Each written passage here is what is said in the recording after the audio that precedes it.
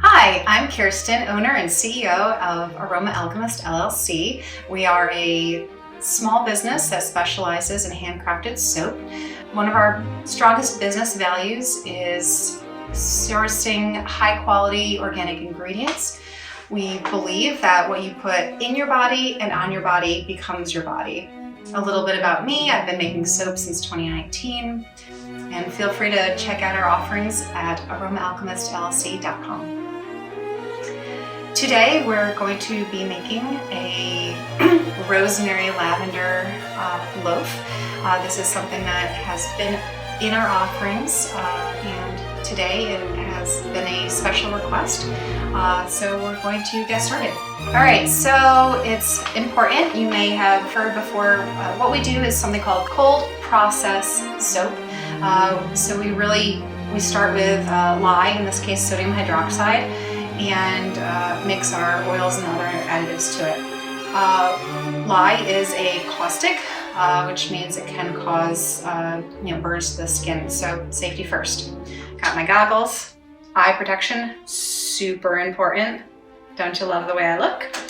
And we're gonna go with a couple of gloves for our hands as well. So after I'm finished suiting up, as it were, I'm gonna start with measuring our ingredients. As I mentioned, one of the main ingredients, the basic ingredients when you're making soap is going to be your lye and whatever fat source you're using. In our company, we only use vegan, so vegetable, plant-based sources. So today we're gonna start by measuring out we're going to start with our oils. So we've got, today we've got coconut oil and extra virgin olive oil. So one of the things that you'll notice is that every ingredient gets weighed on the scale so that it's consistent as opposed to measuring in volume. So that is something to keep in mind.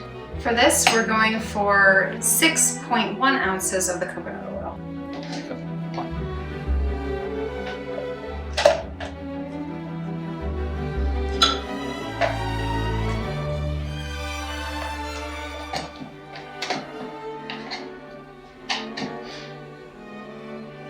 There are some tricks. I know other folks may sort of pre-warm their oils. You could put the coconut oil, which is generally solid at room temperature. You could put it in like a hot water bath to liquefy it before measuring it.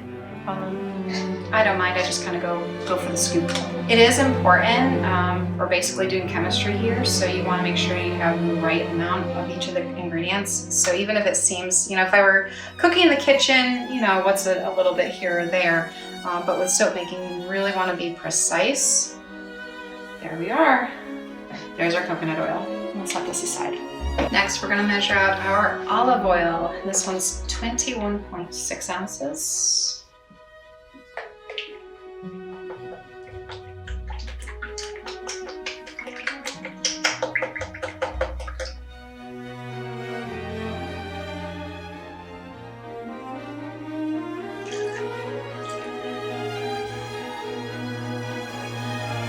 Next.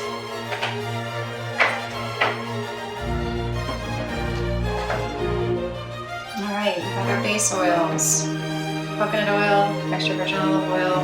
The next step is you take your lye and you make a lye water solution. A little trick is if you use ice, it'll, one, the lye solution will cool faster, which you want, it'll save us some time.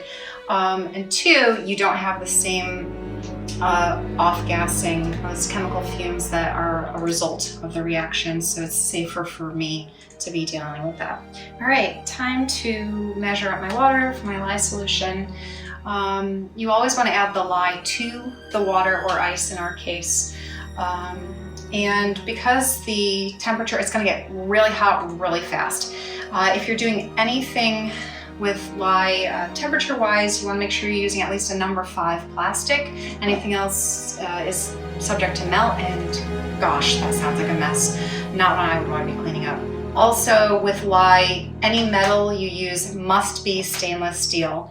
Lye will react with other metals. Also not a good situation.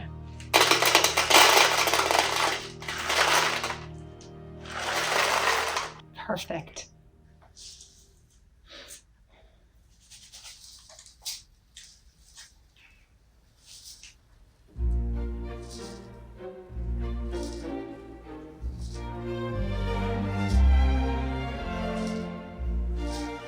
And there's our lye. All right, now we're down to my favorite part, the essential oils. All right, as I mentioned today, we're doing rosemary lavender. It's about what it sounds like, rosemary and lavender.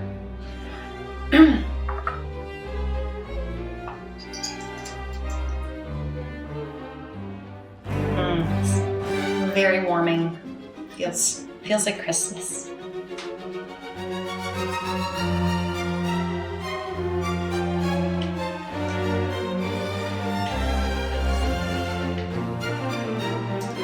There's our rosemary.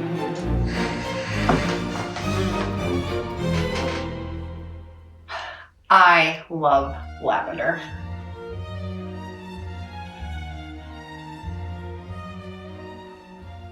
All right, so phase one, check. All right, now we're going to start with combining things. The first thing we need to do, we need to make our lye solution. We also need to make sure all of our oils are liquefied. And you want to make sure that you're soaping when your ingredients ideally are similar temperatures. So it's a little bit of a game. So make the lye solution, that's got to cool down, and effectively we've got to warm up our oils. And when they're within a few degrees of one another, then we'll move into the next phase. Now we're going to go ahead and add the lye to the ice. Order is important here.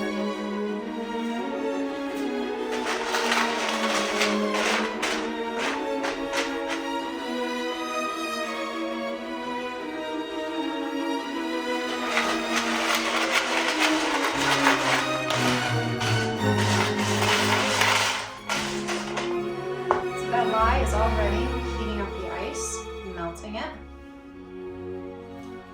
Go ahead and get a temperature here. Everybody knows ice and water freezes at 32 degrees, right? Go ahead. We started with ice, we added lye, it melted it. I'm showing 63 degrees here because eventually we're going to be adding the lye solution to the oils. We're melting the oils in a stainless steel pot. Your coconut oil. Into the pot. There you go. And it's just starting to melt. So now that the coconut oil has melted, I'm going to go ahead and add the olive oil.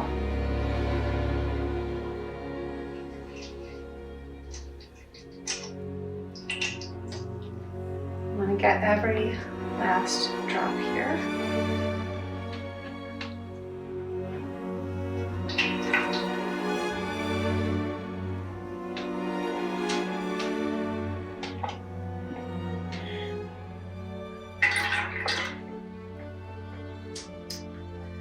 And we're going to allow this to come up to, oh, look at that. So this is actually mixed up. I'm going to go ahead and turn it off. The goal of what we're doing here is we want to have our melted oils and our lye solution within about 10 degrees of one another. And ideally between about 100, 110. So right now I'm reading about 130 on the oils and my lye solution. The ice was particularly effective, and it actually dropped the temperature down quite quickly. So now I'm actually warming up the lye solution slightly, again, to get within that sweet spot. So we've waited a few minutes for our oils and lye solution to come to between 100 and 110 degrees. So the last check here, my oil, I got a 106 reading on that. My lye solution, 104, perfect. All right, so we're gonna take the lye solution, mix it in, and carefully pour this. We don't want any splishing or splashing.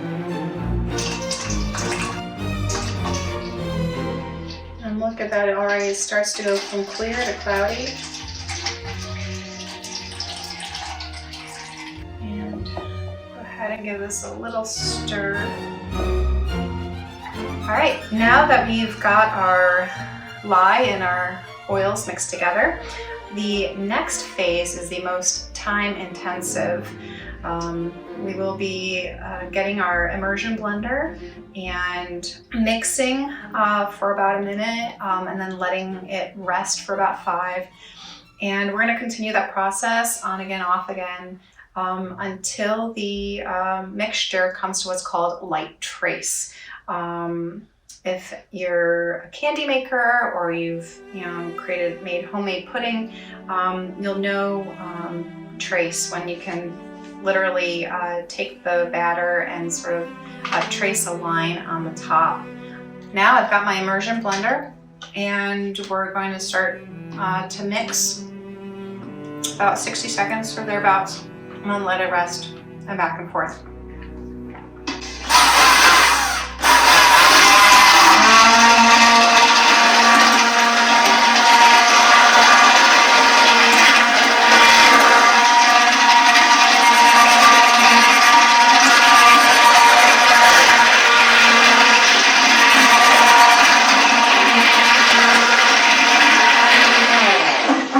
So after using the immersion blender for about 1 minute, we can see that the color has changed. So we've gone from a clear batter to a milky sort of colored batter. So you can still see there's some oil that's separating, so we're gonna have to continue mixing that. Like I said, we're gonna do about 1 minute on and kind of let both the batter and the blender rest for about 5, and then we'll do on again, off again. So this delightfully finished is a little bit faster than I thought it was going to be. But to demonstrate trace, I'll take a little scoop. If I drizzle it, you see the mark stays on top. So I'm going to do that again, kind of making like a figure 8. You should be able to see that staying on the surface there. So this is light trace, right? So if we were, theoretically, we have a little bit more time if we were doing something funky. You definitely don't want it to wait till it gets too thick, and then trying to get it out of the pot's going to be problematic. The other thing is adding the essential oils, which is our next step here. Sometimes it does make it thicken a little bit more. All right, so we're almost there. This is probably my favorite part. We're going to go ahead and add our essential oils.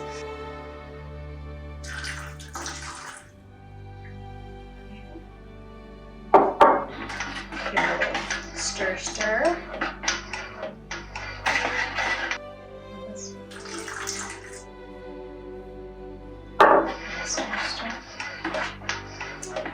I might give it a couple pulses. But at this point, we don't want to be going crazy. It's gonna thicken up pretty quick here, so maybe a couple pulses.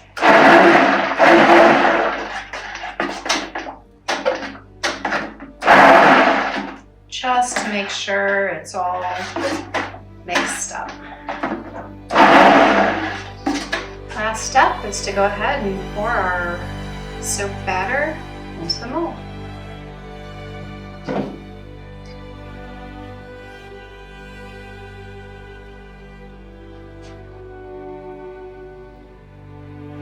Every last drop.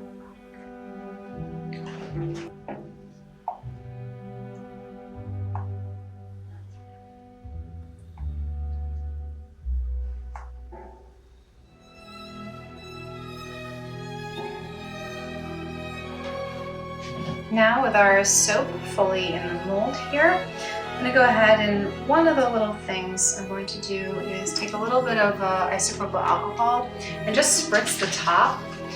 This will help.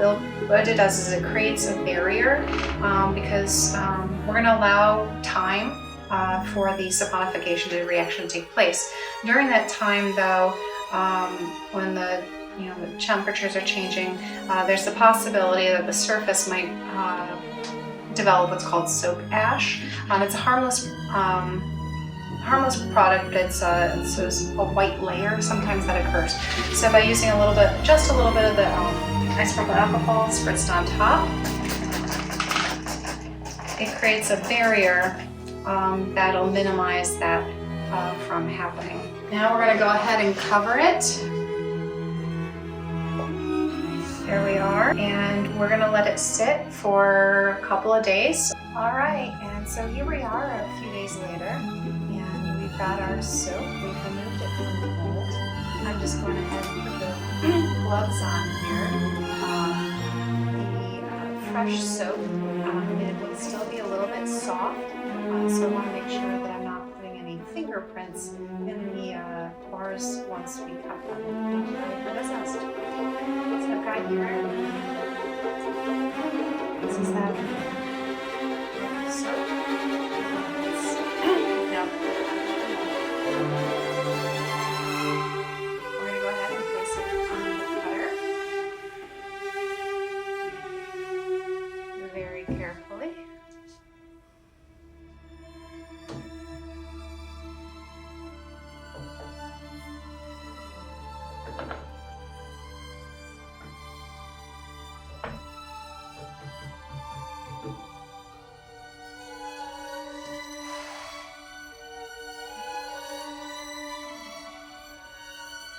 Just lining it up. Just so.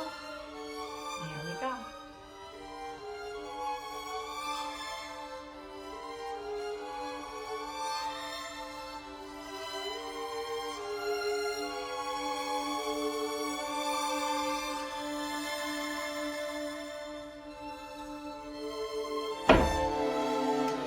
The texture of fresh soap is often described as being a bit like a soft cheese. So we're just going to cover the ends here. And then you can see they're quite pliable.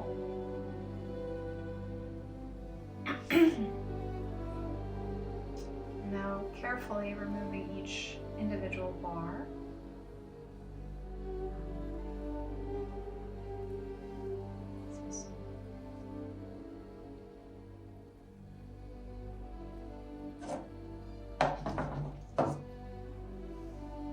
Viewers at home.